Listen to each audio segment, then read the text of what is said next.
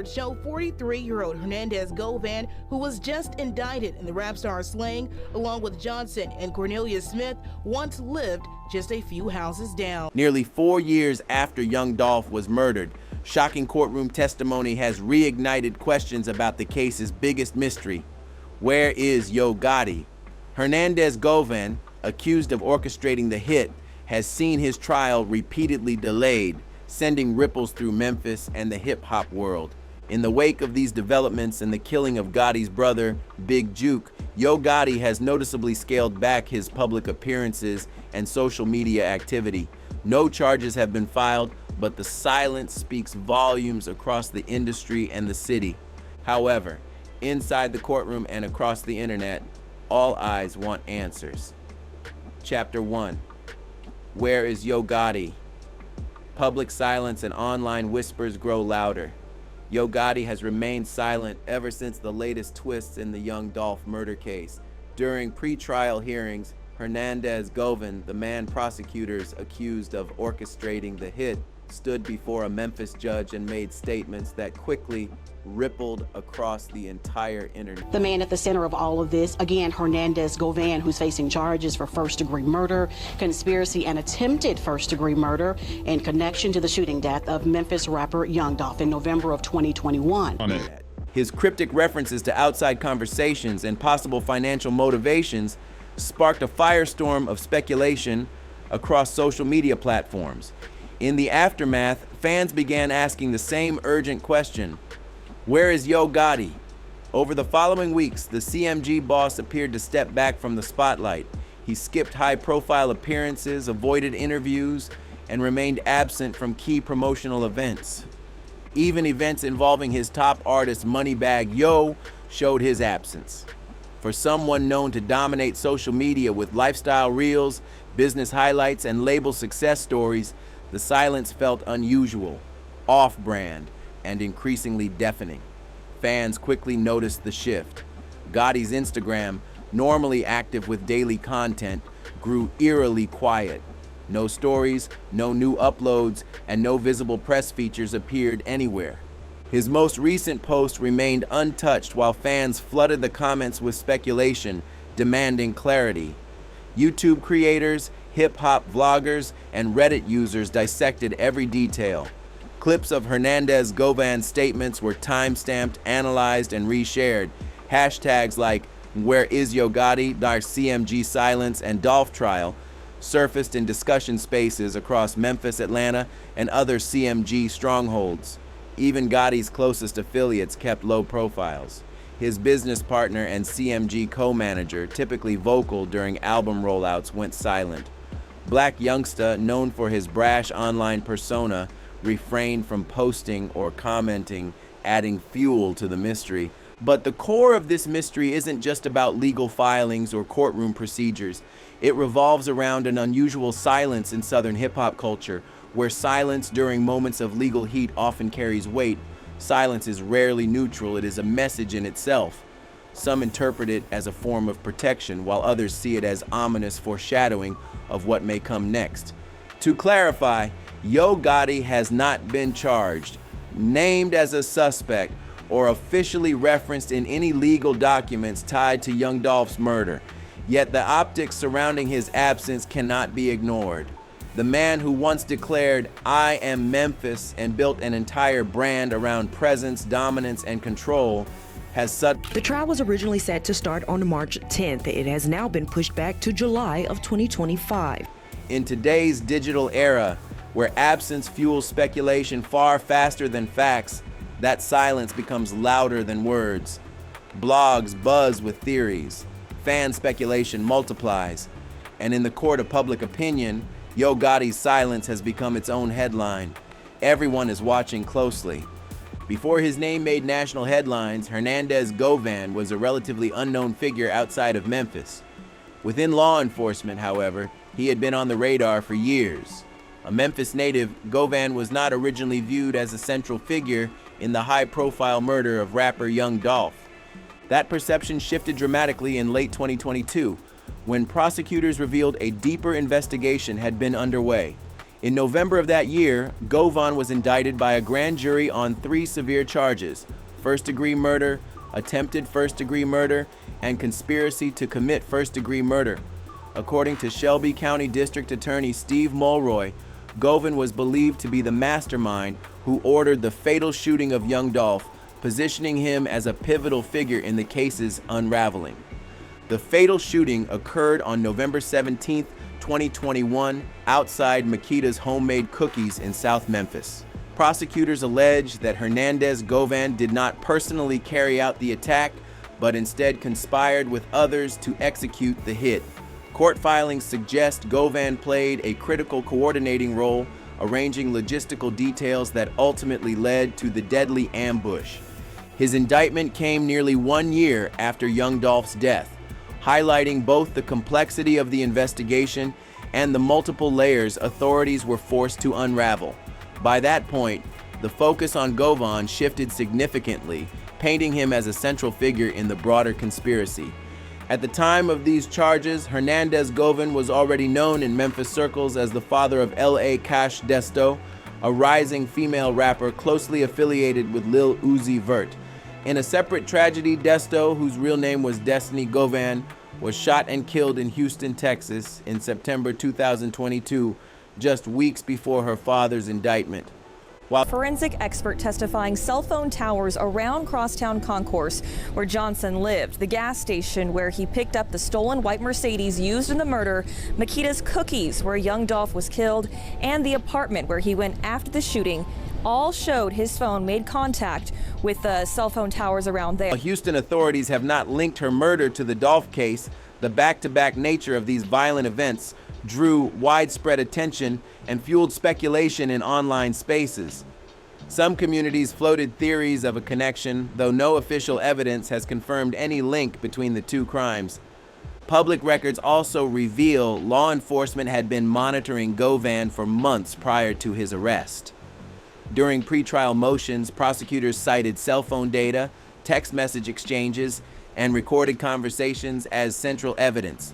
While the full scope of wiretap material has not been released to the public, prosecutors maintain that these records establish Govan's direct communications with individuals involved in planning stages of the ambush, solidifying their case.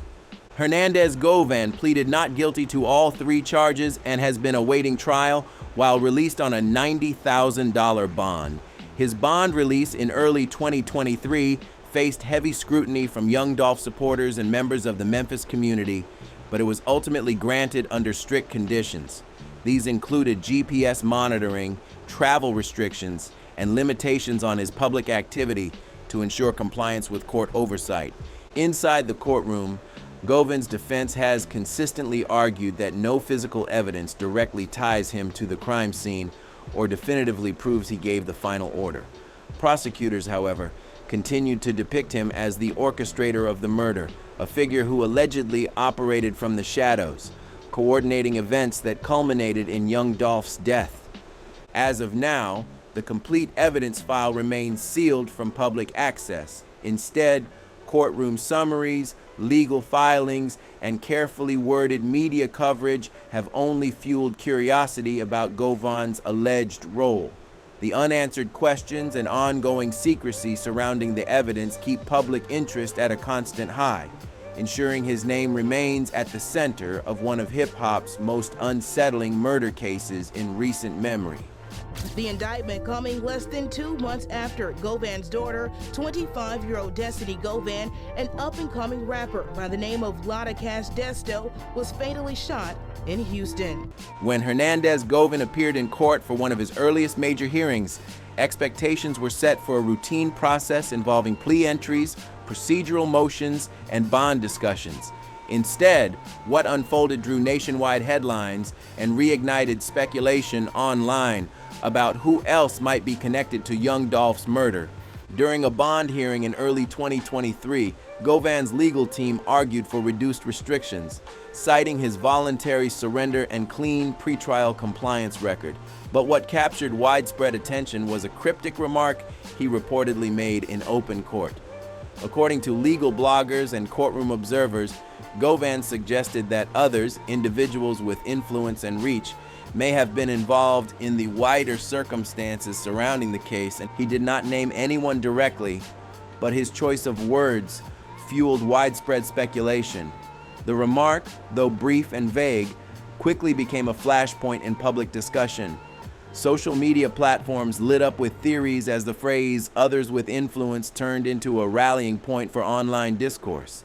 It appeared in YouTube breakdowns, Reddit threads, and countless reaction videos where fans dissected every angle of the case. At the same time, official court filings highlighted a different picture. Govan's legal team emphasized his cooperation with authorities alongside personal hardships, including the devastating loss of his daughter, rapper Lotta Cash Desto, who was fatally shot in Houston just weeks before his indictment. His lawyers argued he posed no flight risk and urged the court to show compassion, underscoring his family tragedy as part of their appeal. The Shelby County District Attorney's Office, however, firmly rejected these arguments. Prosecutors led by DA Steve Mulroy cited sealed evidence and warned that releasing Govan could endanger public safety and compromise potential witnesses. According to media reports, they even suggested federal agencies were monitoring certain aspects of the case, implying the investigation extended further than the public had been told. You know what I'm talking about, but at the same time now he in hide mode because he can't even push that agenda. No, he can't sell no music. He can't sell himself. He don't want to be nearly in court. Prosecutors claimed that if freed without strict oversight, Govan might attempt to influence individuals allegedly tied to the broader conspiracy and disrupt ongoing investigative efforts. They further hinted that more people could still face charges, though no names were provided, and the state has not disclosed the full scope of its probe. The judge initially denied Govan's bond request, citing both the severity of the charges and the risks involved. However, the decision shifted months later when bond was eventually granted, sparking debate across Memphis and the larger hip-hop community about how justice in this case was truly unfolding. He did not name anyone directly, but his choice of words fueled widespread speculation. The remark, though brief and vague, quickly became a flashpoint for public curiosity. Social media spaces erupted with theories, and the phrase "others with influence" became a magnet for online discourse, featured in YouTube breakdowns, Reddit threads, and countless reaction videos dissecting every angle of the case. Meanwhile, in official court filings, Govan's legal team emphasized his cooperation with authorities and personal hardships, including the tragic loss of his daughter, rapper Lotta Cash Desto, who was fatally shot in Houston just weeks before Govan's indictment. His lawyers argued he posed no flight risk and urged the court to show compassion, underscoring his family tragedy as part of their defense strategy. But the Shelby County District Attorney's Office pushed back firmly. Prosecutors led by DA Steve Mulroy cited sealed evidence and warned that releasing Govan could pose risks to public safety and potential witnesses.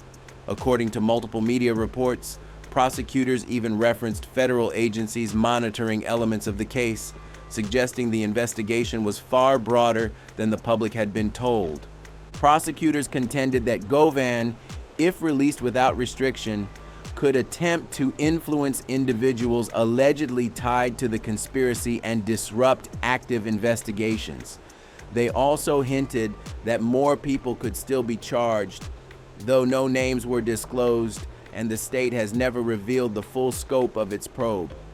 The judge ultimately denied Govan's bond request at first, citing the seriousness of the charges and potential risks.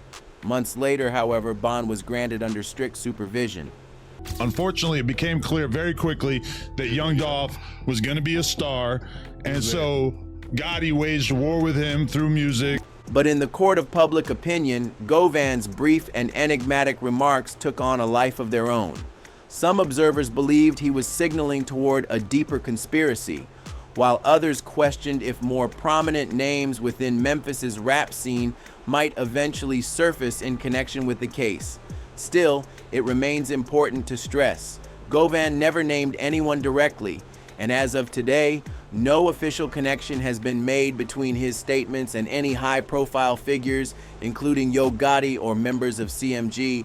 Neither the court nor Govan's defense team has released a full transcript of the remark, and no official clarifications have been made. The impact, however, was undeniable. What may have been a calculated courtroom tactic quickly turned into a digital frenzy. For many following the case, Hernandez Govan's appearance wasn't just another legal proceeding, it became a window for broader speculation that prosecutors have yet to fully confirm or deny. Collective Music Group, better known as CMG, is the record label founded by Memphis rap mogul Yo Gotti, with artists such as Moneybagg Yo, 42 Dugg, ESTG, Glorilla, and Black Youngsta under its roster. CMG has long stood as a dominant force in Southern hip-hop, merging gritty street narratives with widespread commercial success. But in the wake of Young Dolph's 2021 murder, the label has found itself at the center of growing online scrutiny. While no formal charges or direct legal ties have linked CMG to the case, speculation across digital spaces has been relentless.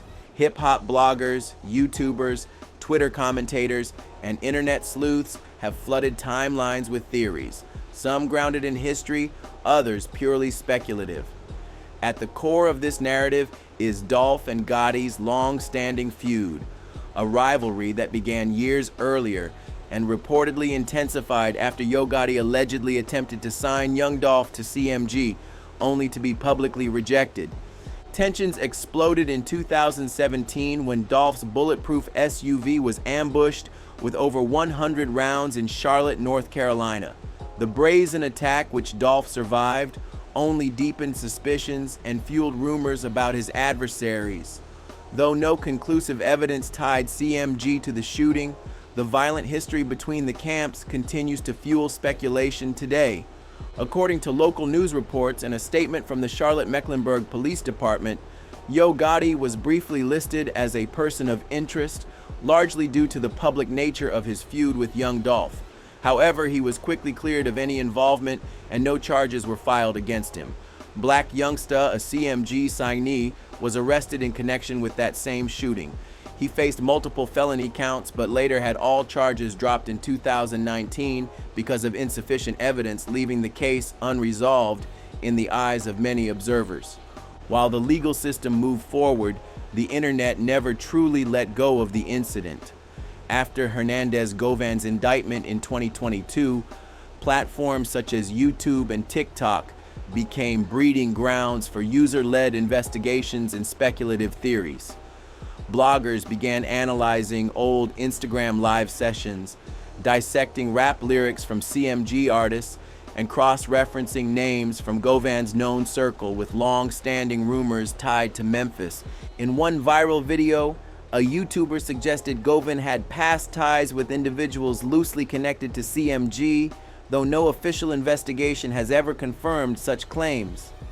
Speculation only grew when fans noticed subtle online behavior, unfollows between prominent figures, silence from once vocal CMG affiliates, and a clear pullback from the public spotlight by a label traditionally known for dominating social media and the charts. This noticeable shift became loud in its silence. Hernandez Govan, one of the prime suspects in the rapper's death, is now out of jail on a $90,000 bond. And was previously held without bond. Prosecutors and his defense came to an agreement to grant bond today with conditions. Still, it is crucial to be clear. No court has linked CMG, its leadership, or any of its artists to Young Dolph's murder. There have been no subpoenas issued, no charges filed, and no verified involvement of CMG in any stage of the hit before or after. Yet, in the court of public opinion, the dots continue being connected, fairly or not, as theories and suspicions spread unchecked. The timing, so close to the trial and following Yo Gotti's name being indirectly echoed in court, sparked intense speculation online. Was it coincidence, retaliation, or something deeper? Social media lit up instantly, especially across Reddit, Twitter, and YouTube, where users began drawing detailed connections between the courtroom silence, the sealed federal records, and the tragic murder of Big Jook. While authorities have not confirmed any official link between the trial and Jook's death, the sequence of events has fueled intense public curiosity and conspiracy theories. Inside the courtroom, tensions have reportedly risen during specific lines of questioning. According to those present, the judge has moved cautiously whenever testimonies hinted at broader networks or deeper affiliations beyond the three indicted men. So far, no formal evidence has been presented connecting anyone beyond Hernandez Govan, Cornelius Smith, and Justin Johnson to the murder of Young Dolph. Yet the very existence of sealed documents has kept speculation alive that additional revelations may still surface. The defense, meanwhile, continues to challenge the prosecution's narrative, especially the claim that Govan masterminded the hit from the shadows. Outside the courthouse, a different kind of trial is taking place. Fans, bloggers, and online communities have pieced together theories, re-examined old clips, and connected rap lyrics to real-life events. Some independent commentators have even received cease and desist letters from attorneys linked to CMG, but the digital conversation refuses to stop. Questions linger. Was this label rivalry taken too far? Was Young Dolph's independence a direct threat to industry structures? Or was it simply local street conflict that spiraled beyond control? Whatever the truth may be, one fact remains unchanged. Young Dolph is gone. His family continues to seek justice, and Memphis remains on edge as courtroom battles unfold against a backdrop of silence that many feel speaks louder than words. Thank you for watching. If you found this breakdown insightful, don't forget to like, subscribe, and share your thoughts in the comments below. More updates on this ongoing story are on the way.